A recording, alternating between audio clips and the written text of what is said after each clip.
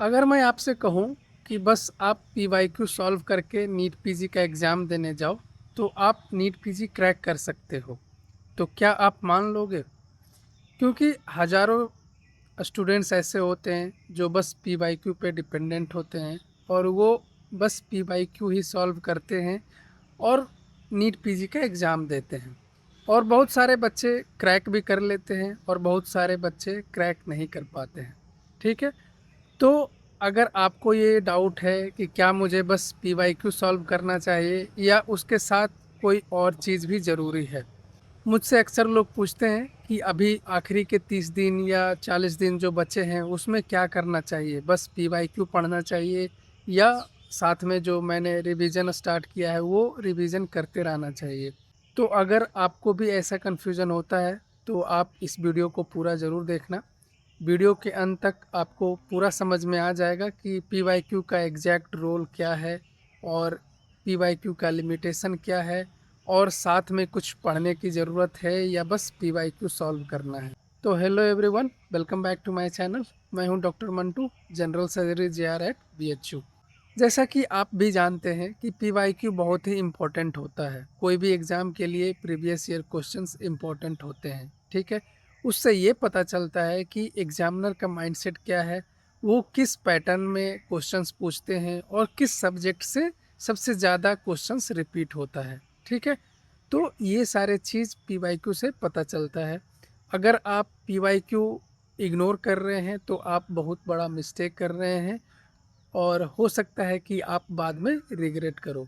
तो अगर आप अभी प्रिपरेशन कर रहे हो और अभी तक पीवाईक्यू स्टार्ट नहीं किए हो, तो सबसे पहले पीवाईक्यू सॉल्व करना स्टार्ट करो और उसके पैटर्न को समझो। तो जैसा कि मुझसे अक्सर लोग पूछते हैं कि क्या बस पीवाईक्यू सॉल्व करने से अच्छा रैंक आ पाएगा? तो देखो, रियलिटी समझो। नीट पीजी हर साल इवॉल्व हो रहा है। हर साल क्लिनिकल क्वेश्चंस ऐड हो रहे हैं और क्लिनिकल कॉन्सेप्ट पे क्वेश्चन पूछा जा रहा है और अब चांस है कि वीडियो बेस्ड क्वेश्चंस भी आए। तो अगर आप बस पीवाईक्यू सॉल्व करेंगे और उसका आंसर याद करेंगे तो इससे काम नहीं चलेगा। ठीक है, जैसे अगर एक बार डायबिटीज़ का मैनेजमेंट पूछा गया, ठीक है, तो ऐसा नहीं है कि दोबारा वही सेम क्वेश्चंस रिपीट हो। ठीक है, बहुत कम चांस होता है कि सेम क्वेश्चंस रिपीट होते हैं। तो नेक्स्ट टाइम क्या होगा कि डायबिटीज़ से ही क्वेश्चंस आएंगे लेकिन क्लिनिकल बेस्ड क्वेश्चंस देंगे। ठीक है, तो अगर आप बस आंसर याद किए रहोगे तो हो सकता है कि आप वो क्वेश्चंस गलत कर दो। ठीक है, तो जब भी आप प्रीवियस ईयर क्वेश्चन सॉल्व करते हैं तो सबसे पहले देखना है कि वो किस टॉपिक से है। ठीक है, तो उस टॉपिक को बढ़िया से समझना है और क्लिनिकली ओरिएंट होके पढ़ना है और सोचना है कि इस क्वेश्चन से रिलेटेड, इस टॉपिक से रिलेटेड क्या क्या क्वेश्चंस फ्रेम हो सकते हैं। ठीक है, तो जब आप ऐसा करने लगोगे, हर टॉपिक में ऐसे सोचने लगोगे, तो आपका रैंक ज़रूर इम्प्रूव होगा और आपका स्किल इम्प्रूव होगा। एमसीक्यू सॉल्व करने का स्किल इम्प्रूव हो जाएगा और आपका रैंक इम्प्रूव हो जाएगा। तो आपको पीवाईक्यू से ज़्यादा प्रीवियस ईयर टॉपिक पे फोकस करना है। ठीक है, और प्रीवियस ईयर टॉपिक के जितने भी कॉन्सेप्ट हैं उस पे ध्यान देना है।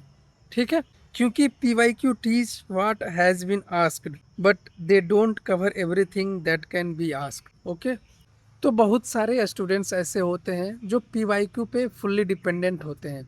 सुबह उठते हैं, पीवाईक्यू सॉल्व करते हैं, फिर शाम में पीवाईक्यू डिस्कशन देखते हैं और फिर रात में कस्टम मॉड्यूल में भी पीवाईक्यू क्वेश्चंस को ऐड करते हैं। ठीक है, तो बस आप क्या कर रहे हो, बस एमसीक्यू याद कर रहे हो, कॉन्सेप्ट बिल्ड नहीं कर पा रहे हो। ठीक है, जिसके कारण कि हो सकता है आपका स्कोर 110 120 के बीच में आ रहा हो। तो अगर मैं आपके जगह पे होता तो सबसे पहले मैं अपना कॉन्सेप्ट बिल्ड करता, मतलब जो मैं रिवीजन कर रहा हूँ, जो भी अपना प्लान फॉलो कर रहा हूँ, उस प्लान को फॉलो करता और जैसे जैसे रिवीजन का प्लान बनाया था वैसे मैं रिवीजन करता और साथ में एमसीक्यू करता। ठीक है, 100 to 150 क्वेश्चंस डेली। उस 100 to 150 क्वेश्चंस में मैं जीटी के इनकरेक्ट क्वेश्चन और अनअटेम्प्टेड क्वेश्चंस को सेलेक्ट करता। ठीक है, और हमेशा अच्छे से एनालाइज करता, जो भी उस कस्टम मॉड्यूल का स्कोर था उस पर फोकस ना करके जितने भी इनकरेक्ट क्वेश्चंस हैं उस पर फोकस करता और उस कॉन्सेप्ट को समझता। ठीक है, और साथ में एक अलग नोटबुक बनाता जिसमें कि जितने भी मिस्टेक हुए हैं वो ऐड करते जाता। ठीक है, और रही बात पीवाईक्यू की, तो नीट पीजी के लिए एटलीस्ट प्रीवियस 5 ईयर का क्वेश्चंस, जो भी प्रीवियस ईयर क्वेश्चन है उसको तो सॉल्व करना ही है। आईएनआई का प्रीवियस 5 ईयर का क्वेश्चन सॉल्व करना है और साथ में एफएमजी के लास्ट 3 ईयर के क्वेश्चन सॉल्व करने हैं। ठीक है, तो अगर आप बिना प्रीवियस ईयर सॉल्व किए एग्ज़ाम देने जा रहे हैं तो आपसे बड़ा बेवकूफ़ कोई नहीं हो सकता है। ठीक है, तो अगर आपको अच्छा रैंक लाना है, अच्छा कॉलेज जाना है, ठीक है, तो आपको देखना होगा कि एग्जामिनर का माइंडसेट क्या है और किस पैटर्न से क्वेश्चंस पूछे जा रहे हैं।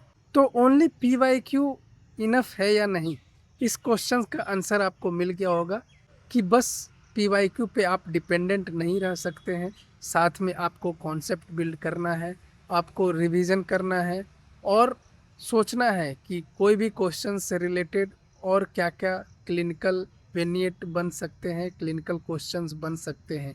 जो भी आप टॉपिक पढ़ते हैं उससे रिलेटेड कितने क्वेश्चंस बन सकते हैं वो सोचें। ठीक है, तो अगर आप बस पीवाईक्यू सॉल्व कर रहे हो तो सकता है कि आपका सिलेक्शन डिफ़िकल्ट हो, लेकिन अगर आप कॉन्सेप्ट बिल्ड कर रहे हो, रिवीजन कर रहे हो और साथ में पीवाईक्यू कर रहे हो सकता है कि आपका रैंक सिग्निफिकेंटली इम्प्रूव हो और नीट पीजी में अच्छा कॉलेज, ड्रीम ब्रांच और ड्रीम कॉलेज मिले। तो अगर आपको ये वीडियो थोड़ा सा भी हेल्पफुल लगा तो वीडियो को लाइक कर दें और अपने फ्रेंड्स के साथ शेयर करें, और अगर आप मेरे चैनल पर नए हैं तो मेरे चैनल को सब्सक्राइब कर दें और कमेंट में ये बताइए कि आप डेली कितना एमसीक्यू सॉल्व करते हैं और अभी तक कितने ईयर का पीवाईक्यू सॉल्व कर चुके हैं। ठीक है, तो मिलते हैं नेक्स्ट वीडियो में, तब तक के लिए बाय बाय, थैंक यू।